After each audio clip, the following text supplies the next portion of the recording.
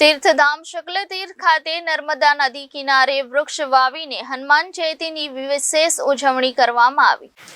છેલ્લા 40 વર્ષોથી વડ, પીપળો અને લીમડાના વૃક્ષો વાવીને જ નહીં પરંતુ તેનું બાળકની જેમ ઉછેર અને જતન કરીને 700 થી વધુ વૃક્ષો ઉછેરીને વિવિધ ધાર્મિક તહેવારો અને પ્રસંગોએ પર્યાવરણ પ્રેમી મિતેન પટેલની વિશેષ ઉપલબ્ધિ અનેક સંગઠનોએ તેમને સન્માનિત કરી પ્રોત્સાહન પૂરું પાડ્યું છે।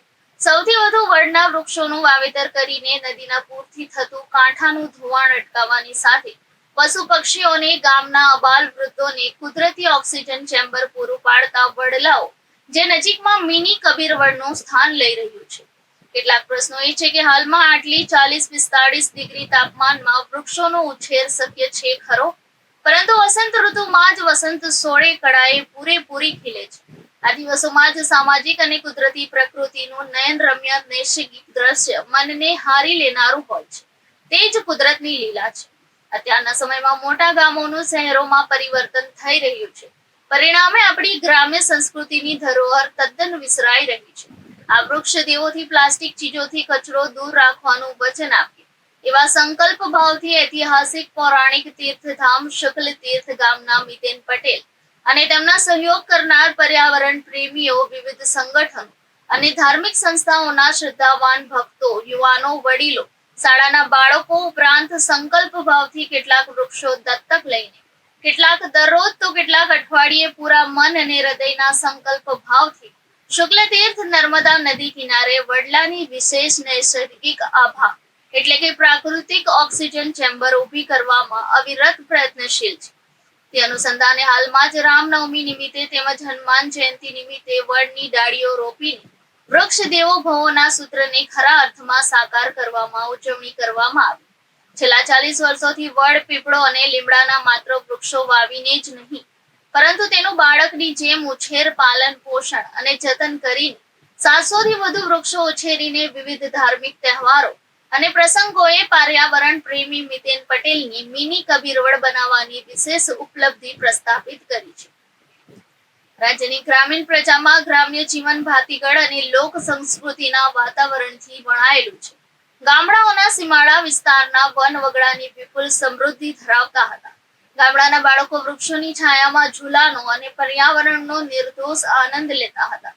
પરંતુ સમયાંતરે આ સમૃદ્ધિ લુપ્ત થતા સમગ્ર પરિસ્થિતિની ગ્રામ્ય જીવન પર વિપરીત અસર પડેલી છે।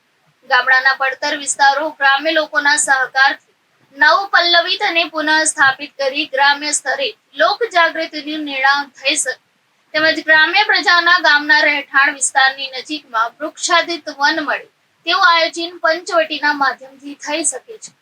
પરંપરાગત સાંસ્કૃતિક વારસા પ્રત્યે આસ્થા જળવાય તે હેતુને ધ્યાનમાં રાખીને સમગ્ર રાજ્યમાં પંચવટી યોજના રાજ્ય સરકાર દ્વારા અમલમાં મૂકવામાં આવેલ છે। પરંતુ તે યોજના જો આવા પર્યાવરણ પ્રેમીઓને સોંપવામાં આવે તો પંચવટી સાથે એક વન વગડો ઊભો કરવા સફળતા પ્રાપ્ત થાય અને દરેક ગામે એક ઓક્સિજન ચેમ્બરનું ગઠન કરી શકાય। શુક્લતીર્થ નદી કિનારે 700 વડના વૃક્ષોનું વાવેતર, ઉછેર કરી પ્રાણી માત્રને શીતલ છાય અને ઓક્સિજન ચેમ્બર બનાવવાનો શ્રેય મિતેન પટેલને જાય છે। ત્યારે ભરૂચ જિલ્લામાં સૌથી વધુ ઔદ્યોગિક એકમો સ્થાપિત થઈ રહ્યા છે ત્યારે રાત્રિના સમયે ઝેરી ગેસ છોડવામાં આવી રહ્યો છે ત્યારે તે પ્રાણી માત્રને માટે તેના માટે અસ્તિત્વ માટે આવી ઓક્સિજન ચેમ્બરો પણ સમયાંતરે ઊભી કરવી એ જિલ્લાના હિતમાં છે। ઔદ્યોગિક એકમો તેમનો CRS ફંડ પર્યાવરણ પ્રેમીઓ માટે ફળવાય તો ભરૂચ જિલ્લો ઘાતક હવાજન્ય રસાયણો અને હવાના પ્રદૂષણથી બચી શકે છે। શુક્લતીર્થ ગામ અને જિલ્લાના ધાર્મિક સંગઠનો, યુવક મંડળો, સંસ્થાઓ, પત્રકાર જગતના સંગઠનો તરફથી અનેરો સહયોગ પ્રાપ્ત થઈ રહ્યો છે।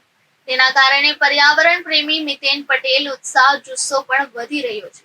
કેટલીક સંસ્થાઓ દ્વારા તો મિતેન પટેલ પ્રશસ્તિ પત્રોથી સન્માનિત કરીને પ્રોત્સાહન પૂરું પાડવામાં આવ્યું છે। શુક્લતીર્થ નર્મદા નદી કિનારે ઘેઘુર વડલાની છાયમાં ભાદ્ર પક્ષમાં તો પિતૃ તર્પણ માટે હજારોની સંખ્યામાં શ્રદ્ધાળુઓ આવે છે અને ભરૂચ જિલ્લા ગાયત્રી પરિવાર દ્વારા ઘણા વર્ષોથી સામૂહિક પિતૃ તર્પણ કાર્યક્રમનું આયોજન પણ ઘેઘુર વડલાની છાયમાં કરવામાં આવે છે।